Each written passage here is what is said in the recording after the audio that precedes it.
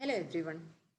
So after an interesting session on how to differentiate newborn seizures from seizure mimics, let us now move on to the investigations of newborn seizures as well as to the acute management of neonatal seizures. This is very important because in many instances it is you, the neonatal nurse who is in charge of the babies. You would be the first one to witness a seizure, to identify a seizure, to send off investigations, and probably to start on or initiate your acute management for newborn seizures. The investigations can be classified into first line investigations and then second line investigations. The first line investigations are the must do investigations. The first and the foremost is your GRBS testing. Whenever a baby is newborn is seizing, the first thing you do is check the GRBS of the baby. It is available in almost all the NICUs. It is widely available. So if you document a hypoglycemia, don't waste your time. You give off a bolus of 10% dextrose at the dose of 2 ml per kg.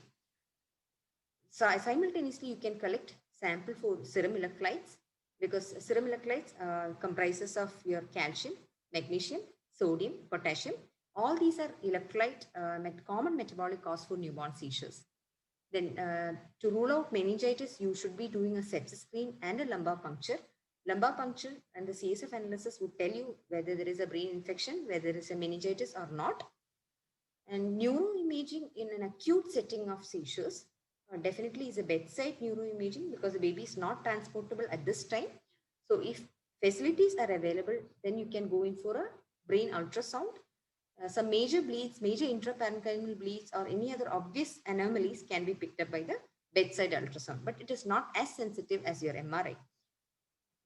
Now, if all these investigations turn out as normal, and you are thinking in terms of a group of disorders called IEM or inborn errors of metabolism, uh, all of you must be familiar with this term of IEM. IEM is an umbrella term which comprises of many different varieties of diseases. One example is your organic acidemias, your maple syrup urine disease, your pyridoxine dependent seizures. All these are IEMs which can present as seizures. So to pick up IEM, the first investigation you can do is your serum ammonia estimation. If ammonia is very high, that is indicative of an underlying inborn error of metabolism. But the important thing to be stressed here is whenever you take sample or you take blood for sending ammonia estimation, it has to be transported in an ice pack and it has to be transported as early as possible to the lab. There should not be any delay because that can lead on to erroneously wrong values of ammonia.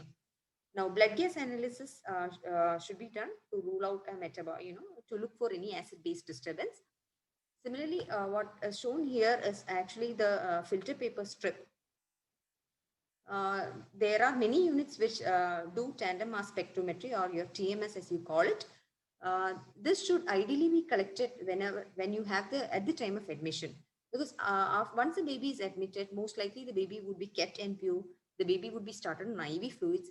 Hence, there is a chance that the metabolic abnormalities in the blood can get masked.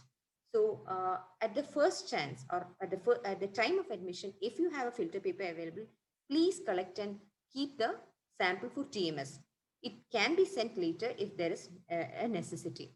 So the decision to send or not can be made upon the succeeding days, but it would be good if you're able to collect it and keep. The imaging of choice definitely is MRI, but MRI is not an emergency. You can get an MRI done after the baby is stabilized and the baby's condition is stable enough to be shifted down for MRI and you can get it done then. The gold standard for diagnosis of EEG is the gold standard for diagnosis of seizures is definitely EEG, the continuous video recording of EEG. By continuous video recording of EEG, what we mean is you have the camera which monitors the baby's movements continuously, maybe over 24 hours or 72 hours, 48 to 72 hours. So usually 24-hour period. So you have this continuous monitoring of the baby going on with the camera. Simultaneously, you have the scalp electrodes also attached to the baby. So these scalp electrodes would pick up the EEG changes. So by doing both these simultaneously, you will be able to pick up movements and at the same time see the seizure changes or the EEG changes corresponding to these clinical seizures. Now, continuous video EEG may not be practical in all settings. So that is why we have the AEEG, or otherwise called amplitude integrated EEG. It is a bedside investigation. You have the scalp electrodes attached to this. This is a electrode placement for AEG monitoring. You can have 3 electrodes placed. You can have 5 electrodes placed. Basically, what these electrodes do is they pick up the EEG changes, or they pick up the electrical activity of the brain, and they convert them into, you can see here, they convert them into waveforms which get displayed onto the monitor. So here, if you concentrate here, this is a background activity of this baby. But on top of this background activity, you see there is sudden rise in the from the baseline. There is sudden abrupt rise from the baseline. So all these sudden abrupt rise from the baseline, these are all seizure activity. These are all corresponding to EEG seizure. So whenever you have a baby monitored with EEG and you see this pattern on EEG, then that is indicative of electrical seizures. So why should you be treating neonatal seizures? Apart from the neurological consequences of seizures, you have ventilatory disturbances. The baby can go in for apnea, the baby can go in for respiratory depression because of continuing seizures. The baby can have circulatory collapse, the baby can have myocardial injury and cardiogenic issues. There can be alteration in the cerebral metabolism, and all these finally leading on to brain maldevelopment. So that is the importance of picking up seizures timely and intervention or acute care of seizures. Now, coming to the immediate care of seizures, as everything in neonatology starts with thermoneutral environment or maintaining the baby in euthermia, same is the case here also. Maintain the baby in, ensure that the baby is euthermic, secure airway, because many of the times the airway can get blocked because of pooling of secretions. So if there is secretions, you suck out the secretions and ensure that the airway is patent. While seizing, there is a chance that the baby's neck can get too flexed. So that is why your airway should be, ensure that the airway is clear and the airway is patent. And if facility is available, please maintain, please have a ventilator standby, because there is a chance that the baby with continuing seizures can go in for respiratory depression and may require a ventilator. Now, before all this, I should say, as soon as you notice a baby is having seizures, and ensure that the temperature is normal, please connect the baby to pulse oximeter so that you have a continuous monitoring of the heart rate and saturation. If the monitor shows, if the baby desaturates, if the saturation is less than say 90%, then baby would require, then that is the time you would be giving oxygen. Now, so you have connected the baby to monitor, you have secured airway, you, if resources permit, you have a ventilator standby. You will have to monitor the perfusion, the pulse volume, the central CFT. And the most important part, another most important part, I would say, is securing an IV access, which is quite difficult in a seizing baby. But I'm sure most of you, many of you, or majority of you are experts in this field, and you'll be well versed with getting an IV access in a seizing baby. So that is a huge responsibility on all of us. Now, if the baby is like, if the baby is fed like within prior half an hour or 1 hour, it would be worthwhile to put an orogastric tube and aspirate out whatever feeds you have given, so that the chance of aspiration pneumonia is far less.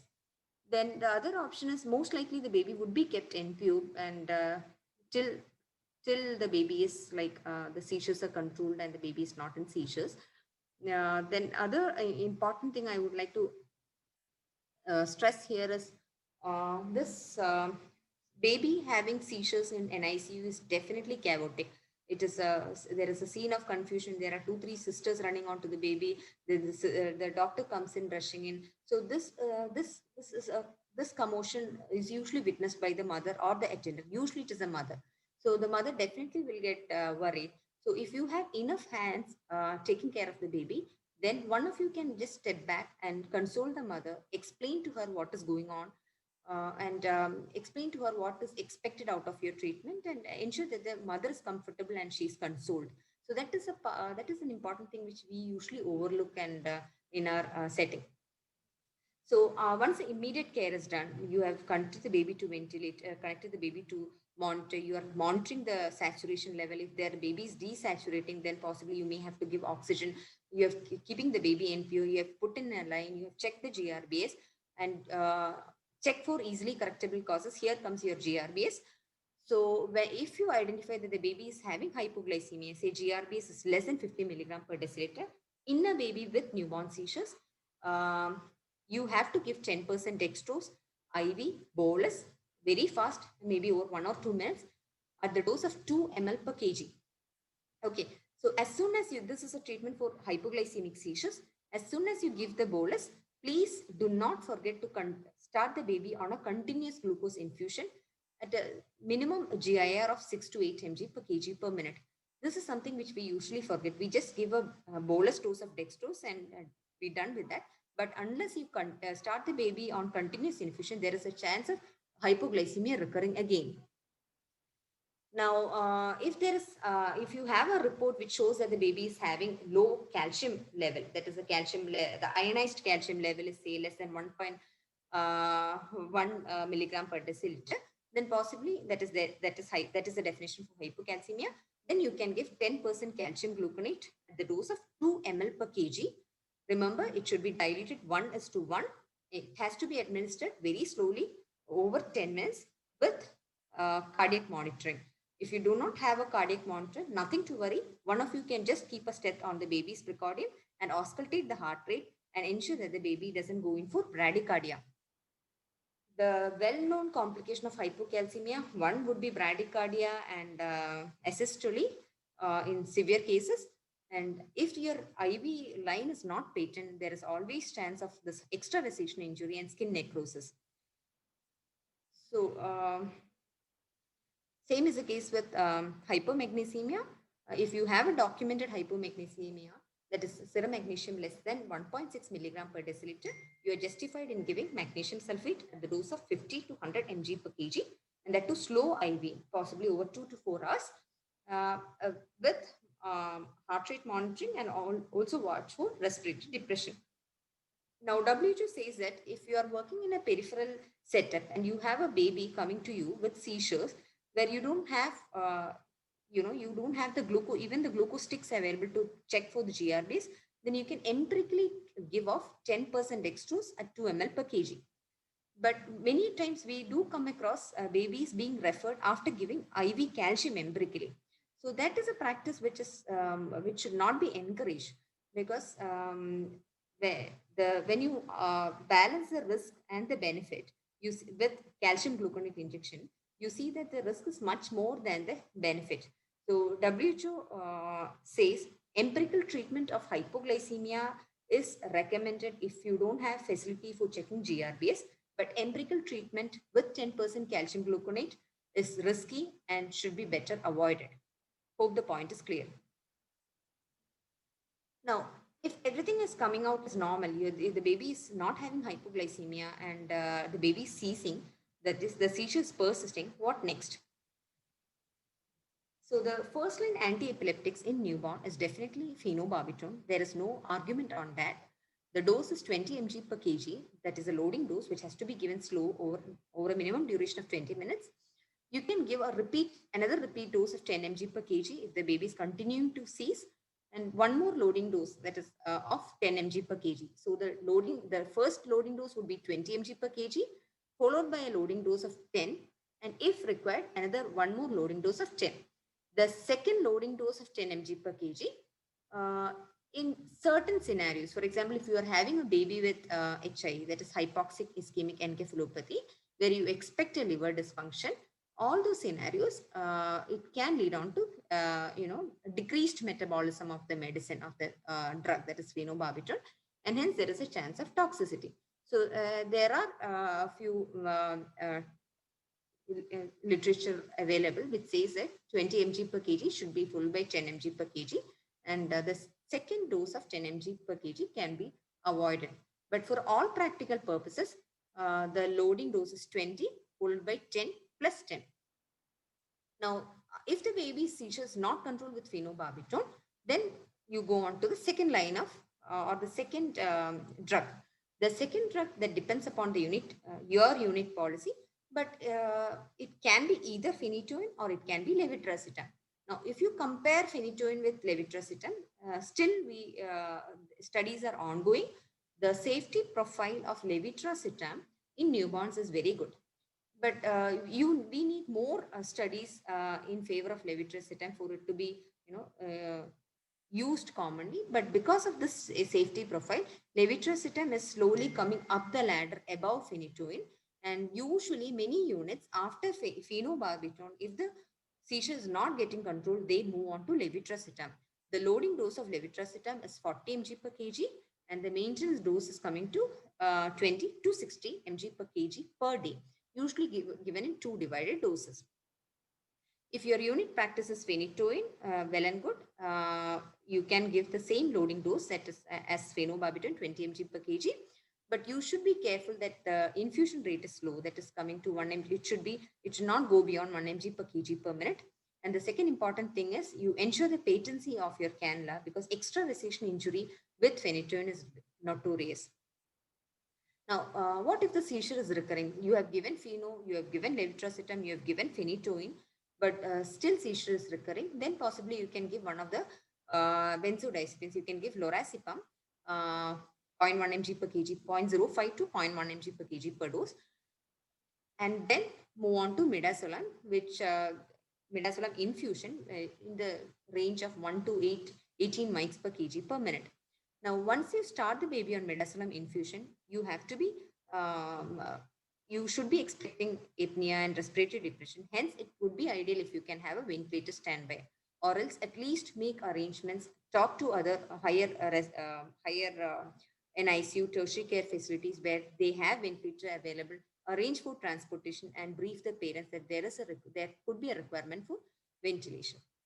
Now, the last part of the algorithm would be in case of refractory seizures, that is not responding to your phenobarbital, not responding to your levetiracetam or phenytoin or midas infusion.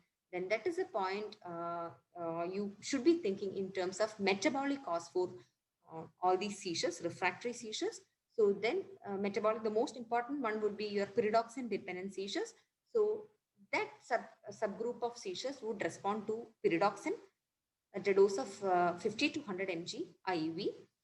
Usually you see a response after giving pyridoxine, then possibly that is one clue to the diagnosis of pyridoxine dependent seizures.